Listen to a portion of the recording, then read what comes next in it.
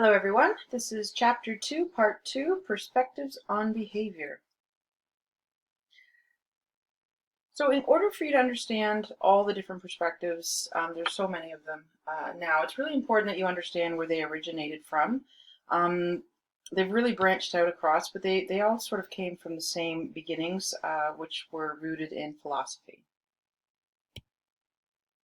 So when we talk about perspectives and behavior, perspective is like a guide to understanding. Okay, it's like in education they call it your lens, the lens through which you see the world.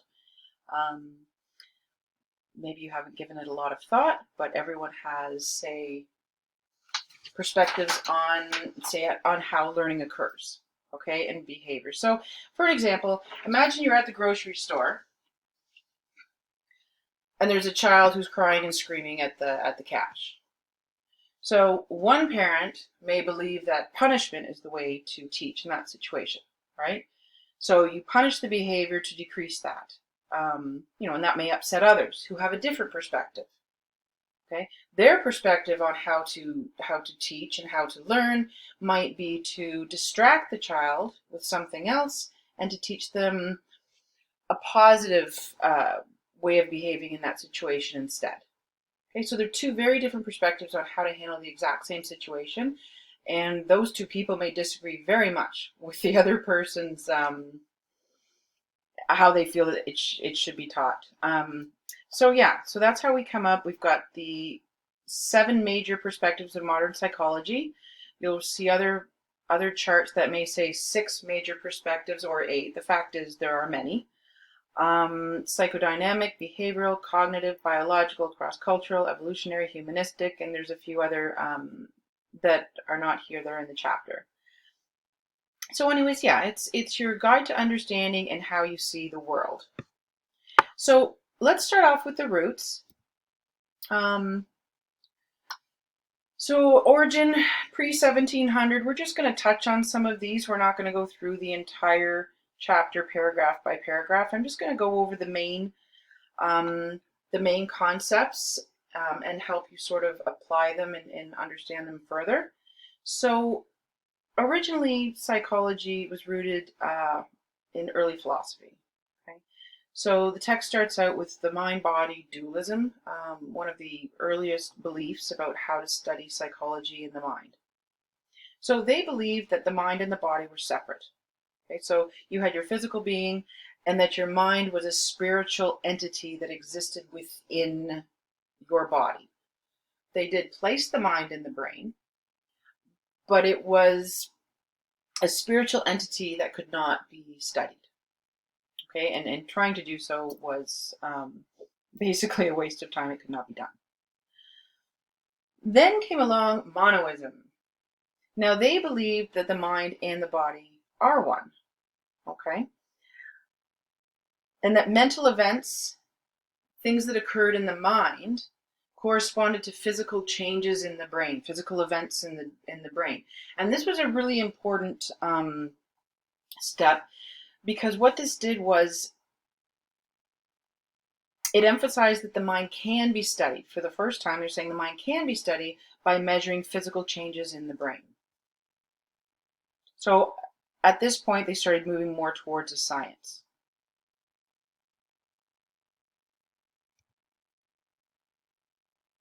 So John Locke, around that same time, he was from the School of British Empiricism, and he introduced the concept of tabula rasa.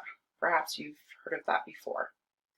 So he believed that humans were born, like your mind is a blank slate, okay, completely blank. And then as the child develops, as the child grows up and has more and more experiences with the world, all of those experiences get printed onto that blank slate. So mental events, the mind, everything, it's a product of physical events acting upon the mind. It's a very passive concept, but still, he maintained that the mind can be studied. And further, he ascertained that the observation is a more valid approach to discovering knowledge than a reasoning. So philosophers tended to reason the nature of the mind and the nature of psychology. And John Locke and this school, British empiricism, they took psychology in the direction of observation, using observation to analyze human behavior, and it was the beginning of the scientific method.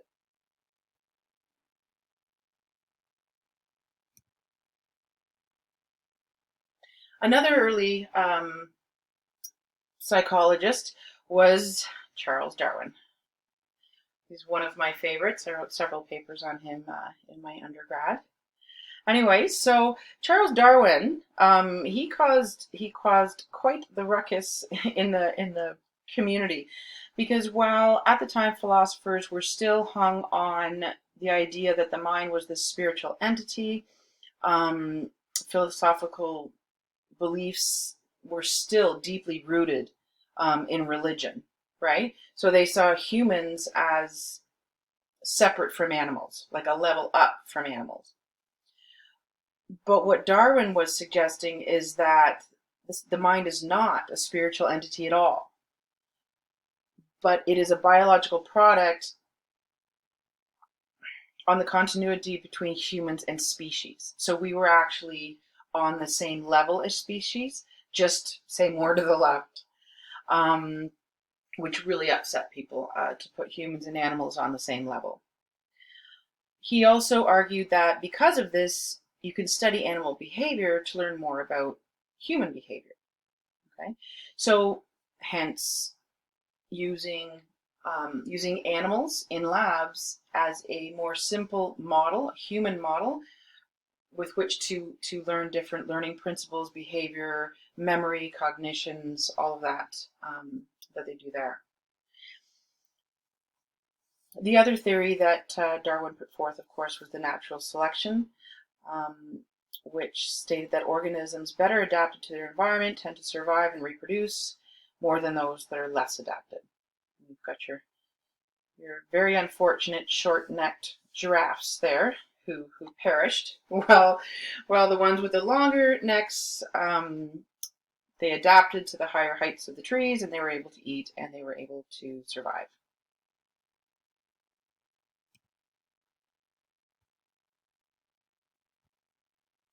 So now we've hit the end of the 1800s. Right? We're starting to go into the 1900s. Psychology is now moving towards like a more scientific approach with observation. The mind can now be studied. It can be studied by differences in mental activity that's happening. Okay, and then during that time, structuralism and functionalism, those two branched off from there. Okay. So for structuralism, we have Wilhelm Wundt. He established the first experimental laboratory in Germany, where he started training the first generation of scientific psychologists. Structuralism believed that the mind can be understood by breaking it down into its basic components. So sort of like the way that chemistry did with the periodic table of elements, right? So they took all of the elements, broke them down into the building blocks, and then that's how they understand chemistry. So he was hoping to do the same with the mind, break it into its smaller parts, and then you can understand the whole better. So the question that he would ask would be, what are the building blocks of psychological experience? Okay. So he came up also with the therapy, a way of understanding this, working with patients, of introspection. Okay. So with introspection,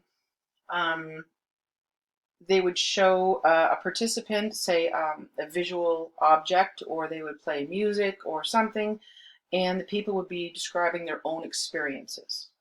And that's how they would come to understand what the person was processing mentally, right? Now, the problem with this is that it's very subjective.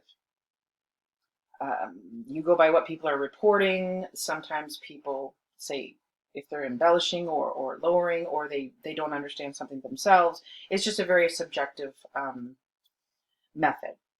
But still, moving forward with different methods of studying the mind. Around the same time, William James, who was a proponent of functionalism. So William James was inspired by evolutionary theory.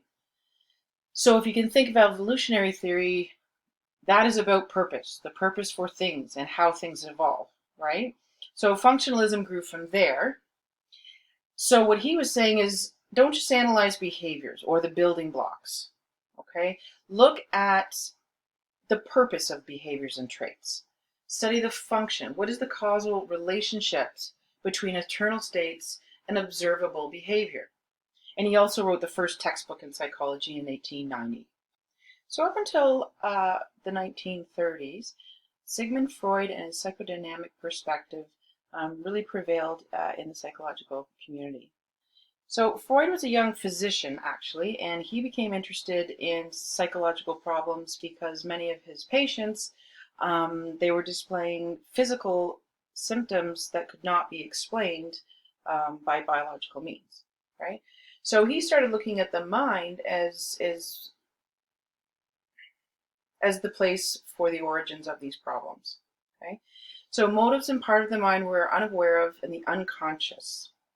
Physical symptoms like anxiety and paralysis, they're often manifestations of repressed, unresolved past conflicts.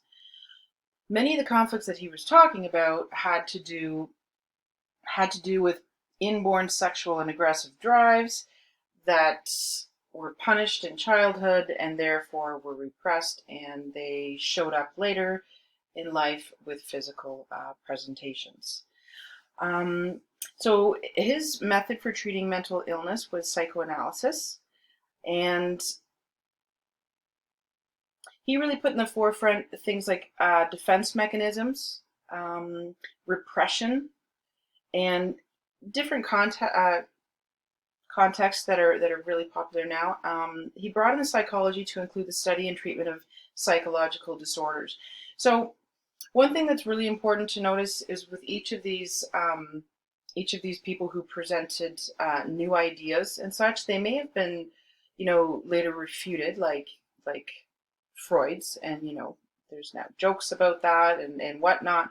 But at the time, they really do important contributions, and in the end, it's really important to notice how did they help determine the direction of psychology. So Freud's was that he was the one who brought the treatment of psychological disorders into the field of psychology.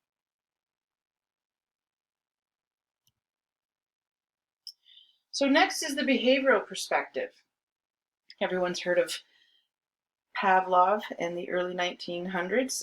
So behaviorism asserts that behaviors are a result of stimulus-response relationships developed through interaction with the environment. Learning is basically when our events are associated with each other, either in a positive way, in a negative way, and it puts us in a very passive role in learning. So everyone remembers the experiments that he did with dogs, where dogs were automatically learned to salivate to the sound of a new stimulus, such as a tone, when it was repeatedly paired with food. And I'm going to show you a couple of examples of that. So overall behavior rejected any reference to the mind. Psychology should only look at observable behavior. So the three types of behavioral learning that were founded by Pavlov in his experiments were the classical conditioning, which a neutral stimulus like a whistle is associated with a stimulus that has a natural response, like food, right? So you blow the whistle, you eat the food, blow the whistle, you eat the food, and then finally you blow the whistle and they salivate. Operant conditioning is a little bit different.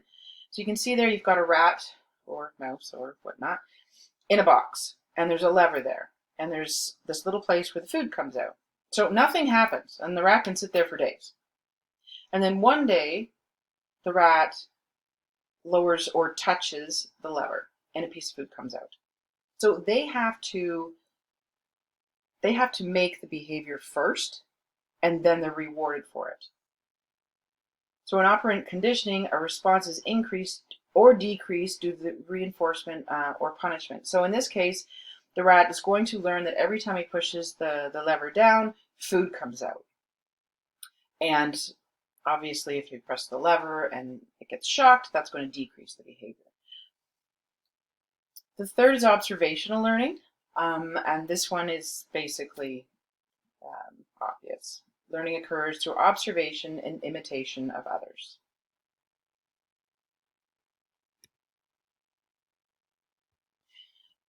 Behaviorism was the dominating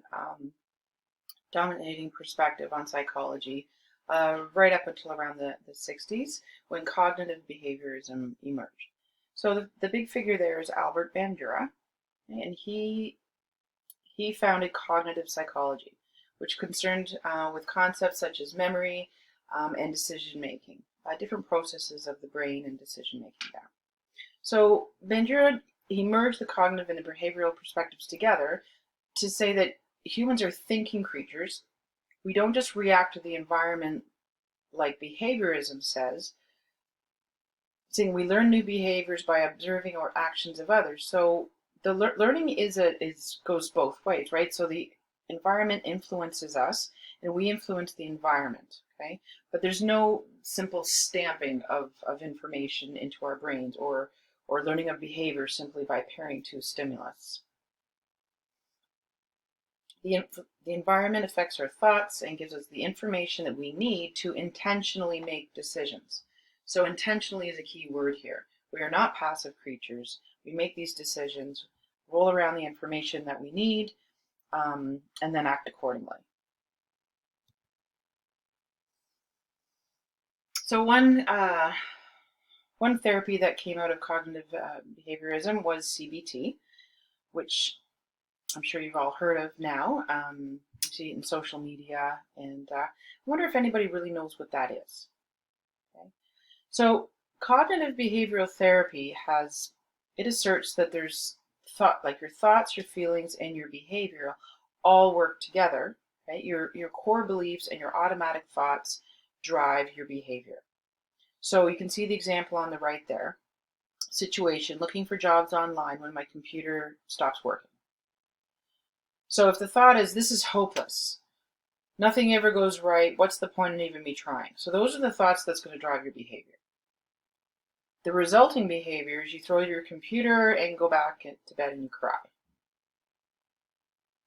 Your body perceives heavy feelings in their chest. This creates emotions of angry, sad, deflated, and anxiety. So the thoughts are the driving force here. So in CBT, the goal is to teach clients to be their own therapies. They learn to understand their ways of thinking. They learn that their thoughts are driving their behavior, right? They learn to become aware of their negative thoughts, and they learn ways to challenge those thoughts, right? Is this really true? Is it true that nothing ever goes right? You know, maybe the computer crashing is not a sign that I'm a complete loser and shouldn't be looking for a job. Maybe the computer crashed simply because the battery was low, right? So they teach you to challenge your thoughts and then therefore perhaps change your behavior, which circulates into the changing of your body, how you feel things, and your emotions.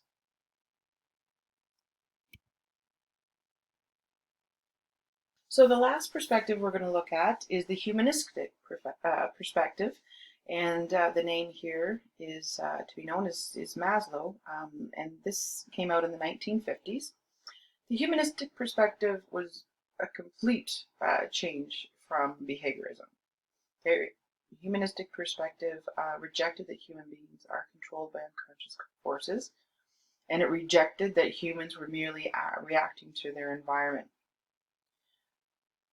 The humanistic perspectives emphasize that humans have an inborn drive towards self-actualization, reaching one's full potential. It asserted that humans have conscious motives, freedom, and choice. And when put in a supportive environment, this desire and drive towards self-actualization sort of moved humans towards positive inner nature of in a supportive environment, the positive inner nature of a person will naturally emerge. So humans are basically essentially good. And in a negative environment, that drive is suppressed and misery and pathology will occur.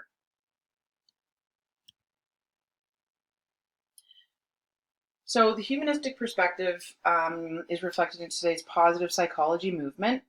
It emphasizes the study of human strengths, fulfillment, and optimal living.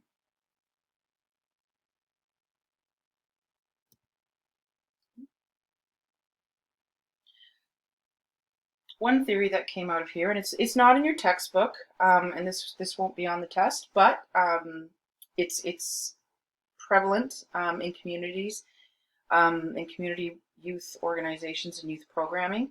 It's a different way of looking at youth development. Okay, it's called Positive Youth Development, PYD. So it originated from ecological systems theory and the humanistic perspective. Okay, and what it's asserting is that each developmental stage has unique strengths and abilities. So PYD focuses on enhancing young people's strengths, establishing engaging and supportive contexts, and providing opportunities for them to be successful. If you see there on the right, there's the 6 C's, and this is the framework for positive youth development. So it's saying that put youth in a supportive environment, teach them confidence, give them activities and opportunities to develop character, contribute, develop competence and connections, and they will grow into healthy, young, well-adjusted adults. So traditionally, many programs, let me just go back for a second, many programs dealing with youth, they would look to fix problematic behavior. Okay, so you have the youth, you find where their weak spots are, the problems are, and you work to fix those. Positive youth development takes a different approach.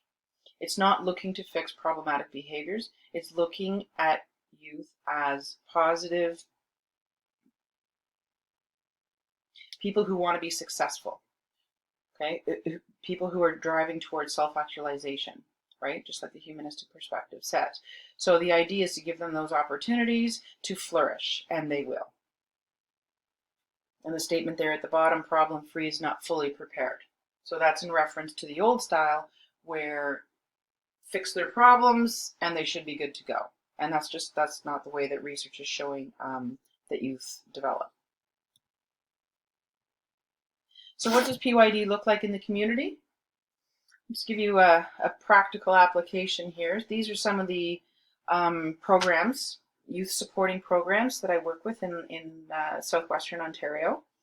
And all of these programs use the PYD framework in their programming.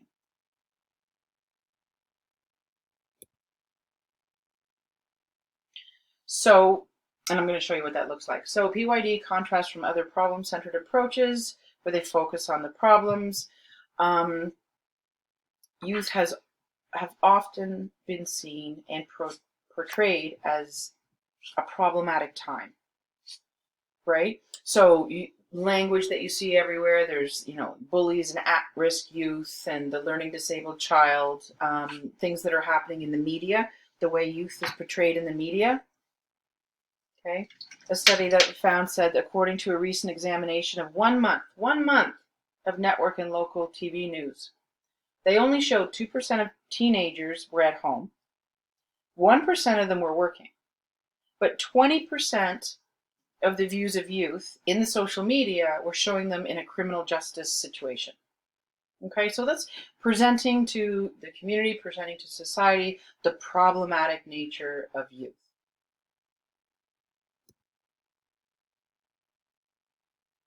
So this new PYD is a total, complete 180 change on that.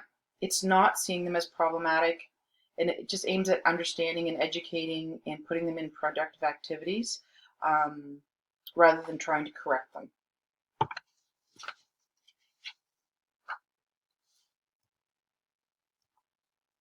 So again, there's the 5 C's: competence, confidence, connection, character, caring. So for example, with, say, confidence, a sense of self-worth and mastery, having a belief in one's capacity to succeed.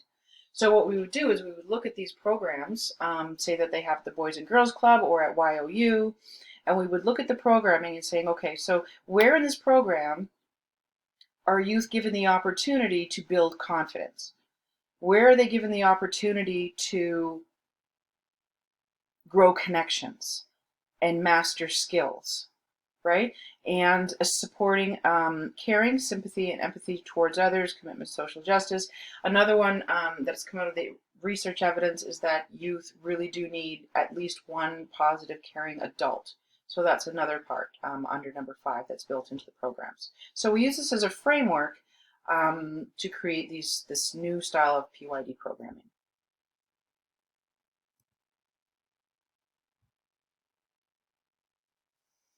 So lastly, just based on the research, because we always look to research when we're developing new programs, research shows the 3 things you need to maximize positive youth development. Positive and sustained high-quality relationships with a coach, teacher, or mentor. That's the one adult I told you about. Teaching young people important skills, whether it's athletic skills, life skills, and having the opportunity to teach them to be good citizens. So that's giving them a chance to learn mastery of something and get better at something and build their confidence. And then give them the opportunity to use those skills in valued contexts, whether that's in sports or on committees or in social groups or employment.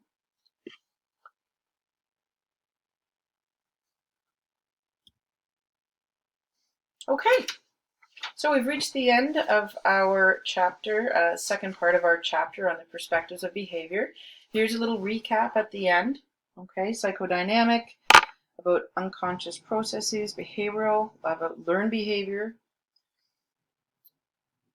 humanistic, about learning to, striving to achieve, cognitive, about the thought processes, memory, decision making, whatnot. Sociocultural, that's in your text. I did not cover that here, but that is in the text. You'll see that there. And then biological, I would love to spend an hour on that as well. It's a really interesting area. But take a look at that in your text. Yeah. Okay. So that concludes chapter 1, and I look forward to seeing you in chapter 2.